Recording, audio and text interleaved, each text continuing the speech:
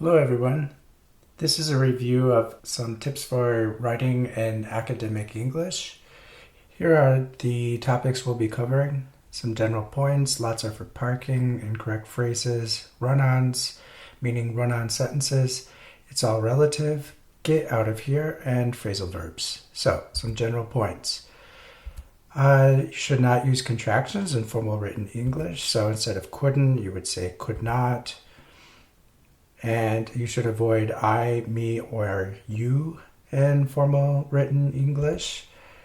We is fine. I looked at some journals and I would say about 40% used we and 60% did not. It really depends, though, on the journal, and they either use it or they avoid it completely.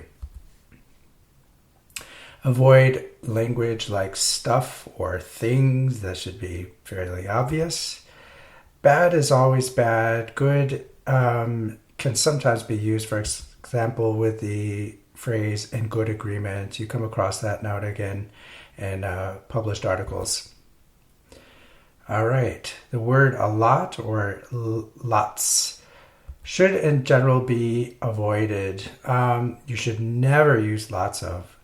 And a lot of is better, but still there are other words you could say that are more academic in style. So, what words can you use instead of a lot of or lots of for countable nouns? Again, words that take an S in their plural form. You could use the words several, many, numerous, myriad. Myriad is quite academic in style, so I wouldn't use it too much. So, for example, several factors instead of a lot of factors contributed to the overall success or of the program. Or the second one, the system failure could be traced back to myriad human errors instead of lots of. There is also, by the way, a myriad of. You can use it either way. I prefer myriad, that's why I included it here, but you'll see a myriad of as well. Uncountable nouns now, so words that don't have an S on their plural form. There is no plural form in essence. So you could use the words much, a significant amount of, a great deal of, or a plethora of. As it says there in parentheses, the last three could also, and the list could also be used for countable nouns. A plethora of is like myriad. It's very academic, so don't use it very much. What I always tell students, somewhat jokingly, but somewhat in earnest, is don't use it more than once a month. And then that's your quota, and then don't use it anymore. So here are some examples. A lot of work should become much work is currently being devoted to grade designs. And much used in the positive form when you're doing a positive statement is only allowed in academic English. So you would never say to a friend, I have much time. I generally use much just for questions. Do you have much time? Or negative statements. I don't have much time, but academic English is an exception. There was much time spent on the project. It's fine.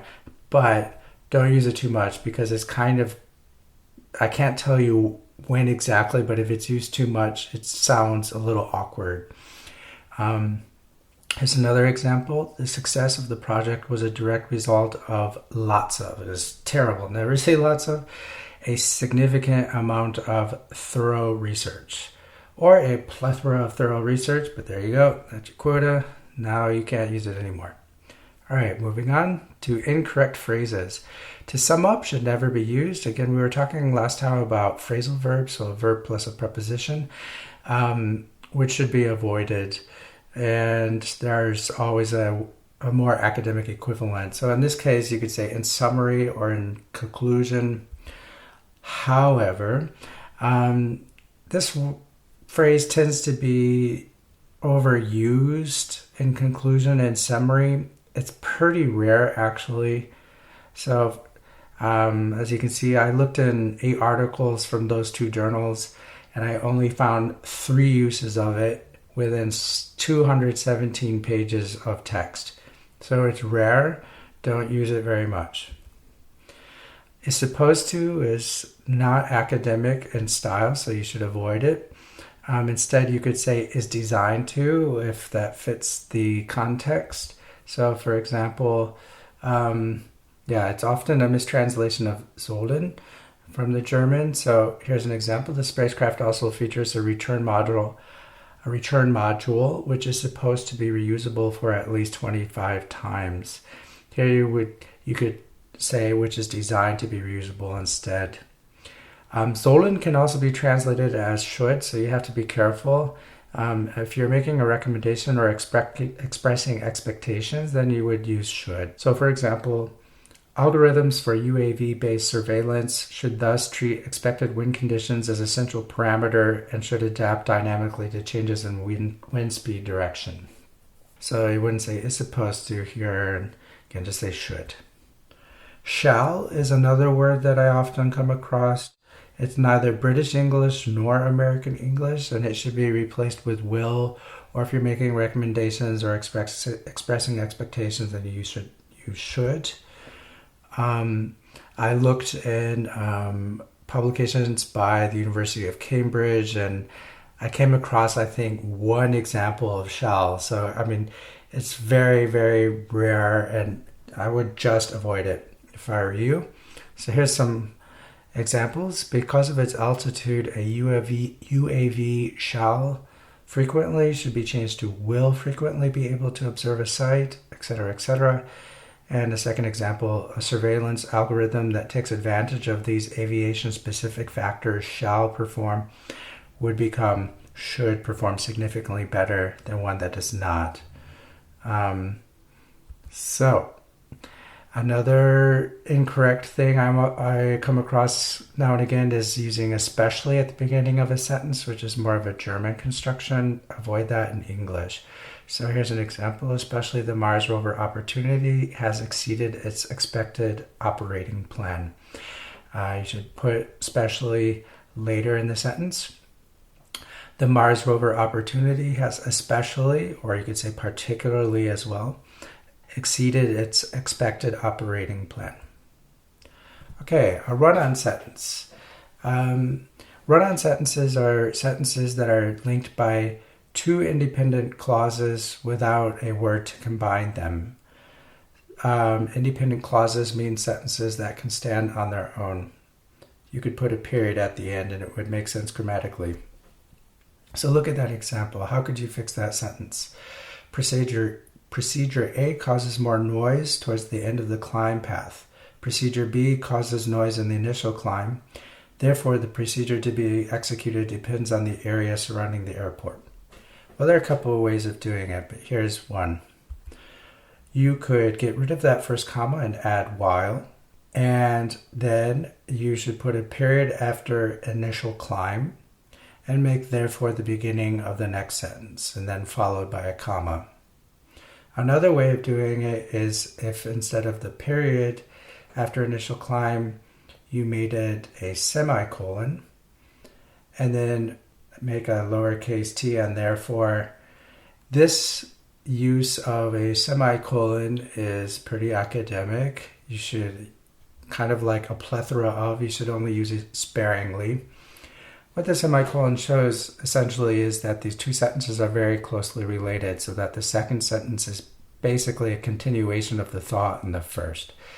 You can often do that in writing, that the two are closely related. So again, be very careful about using that too much. If I were writing, a 1,000-word essay, for example, as you will have to do for this class, I might use it once, maximum 2 times. Okay, reduce relative clauses. This is when we change a verb into the ing form, and we had a connecting word like which or that. So in the first sentence here, you could say the camber of an airfoil gives it a distinctive shape, which creates an unusual profile and generates lift. And here you could change it down to creating and generating. In the second sentence, the main function of the engines is to generate thrust that opposes the decelerating force of drag. So you would get rid of that and write opposing. Be very careful about doing this. It's often used incorrectly. So first of all, you have to have a complete sentence before you reduce. Then you should add a comma. And then maybe some sort of discourse marker like thereby or thus, therefore, depending on the context. So in the first sentence, it would become, instead of shape, creating an unusual profile, you'd have shape, comma, thereby creating. And in the second one, you would change it to comma, thus allowing the aircraft to move forward. Get. Whenever you see the word get, bells should go off in your head, alarm bells. It can often be exchanged out for a much more academic word. So, for example, here you have has got. You should never use has got in formal written English. So you should search for a better word. So the upper window has got some selected signals. It contains. Never use it to mean something becomes. Use the word become instead. They get visible. They become visible. And never ever use it for the passive form in formal written English. The bolts are exploded during liftoff instead of the bolts get exploded during liftoff. Phrasal verb equivalent. So we did this last week, and here's some more examples of those. So take a moment, pause the video, and try to think of one word academic equivalents that would have the same meaning as these words here. All right, let's see if we came up with the same answers. Call for, meaning this calls for action. You could say require, this requires action or necessitates action. To cut down on, you could say reduce or mitigate. To carry out an experiment, for example, you could say conduct an experiment. We will carry on with the lesson after the break, means we will continue with the lesson after the break.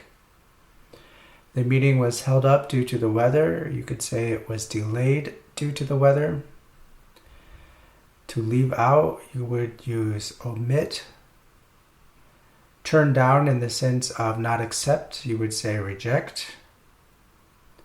If something falls apart, it disintegrates. If you look into a topic, you research it.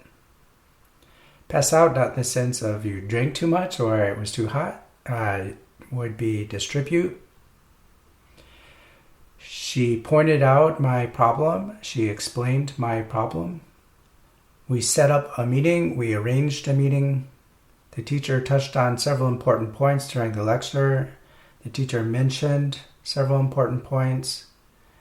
And to use up would be exhaust. We are using up all our resources. We are exhausting all our resources. Here's a website where you can find some more phrasal verbs and their one-word substitutions. And again, that concludes this review of some academic English tips. These are things you should keep in mind when we do the research article later in the semester, and also when you do the next exercise for this week's lesson.